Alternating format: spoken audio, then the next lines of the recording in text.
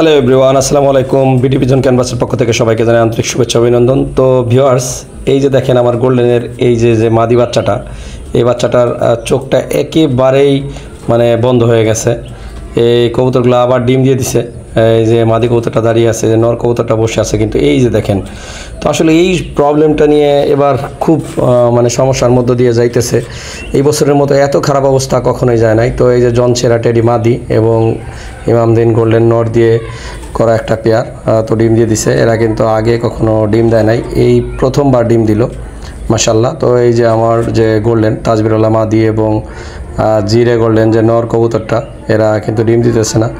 এই কবুতরটারও চোখে সমস্যা, পানি আসার সমস্যা ছিল, কিন্তু এখন মোটামুটি ঠিক হয়ে গেছে। তবে 80% কবুতরের চোখের সমস্যা ঠিক হয়েছে, কিন্তু এখন হয় না। এই যে আরও একটা পেয়ার সালারা টেডির বাচ্চা, তো মাশাল্লাহ এই বাচ্চা দুইটা, আগের বাচ্চা দুইটা মারা গেছে চোখের প্রবলেমের কারণে, কিন্তু এবার মোটামুটি এই বাচ্চাগুলোকে ভালোই খাওয়াইতেছে। অল্প কিছুদিনের মধ্যেই কবুতরগুলো কিন্তু বেশ বড় হয়ে গেছে মাশাল্লাহ। তো আরও এই যে একটা আমার ইম্পোর্টেড ডাবল মাদি এবং এই যে আমার 128 উস্তাদ আলী সাবানের যে নর, তো এই কবুতর দিয়ে করা একটা পেয়ার।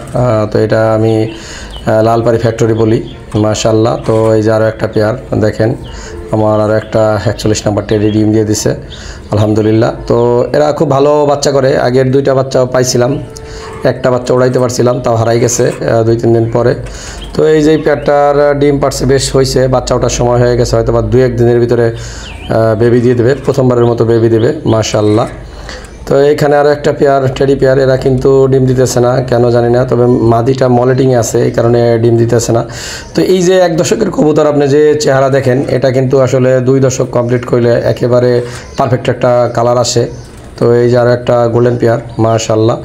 তো এই পেয়ারটা দিয়ে আমি আরও 2টা বেবি করছিলাম, কিন্তু এইবার বেবি 2টা আমার মারা গেছে মাশাল্লাহ। এই যে আরও একটা পেয়ার দেখেন, এইটাও জনসেরা মাদি এবং ইমামদিন নর দিয়ে করার একটা পেয়ার মাশাল্লাহ। এই যে আমার আর একটি 10 নম্বর টেডি, আমার সব থেকে পছন্দের টেডি কবুতর এই নর কবুতরটা। এইটার 9, 10 এবং 8 নম্বর পর তিনটাই সমান।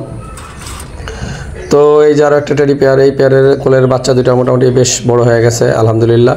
তো সব কিছু মিলিয়ে কবুতরগুলো এবার বেশ ভালোই আছে। এখন মোটামুটি কিছুদিন আগে যে পরিস্থিতি ছিল, সেই পরিস্থিতিটা অনেকটা চেঞ্জ হয়ে গেছে। এই যে আরও 2টা বাচ্চা, এই দেখেন একটা গোটা উঠছে। তো এই গোটা এবং চোখের সমস্যায় সব কিছু মিলিয়ে একটা হজবরল অবস্থার মধ্যে দিয়ে এবার গেল পুরো সিজনটা। তো এইরকম আমার কবুতর পালার বয়সে কখনোই হয় নাই। এই বছরে যতটা প্রবলেম ফেস করলাম, তো সবাই আমার কবুতর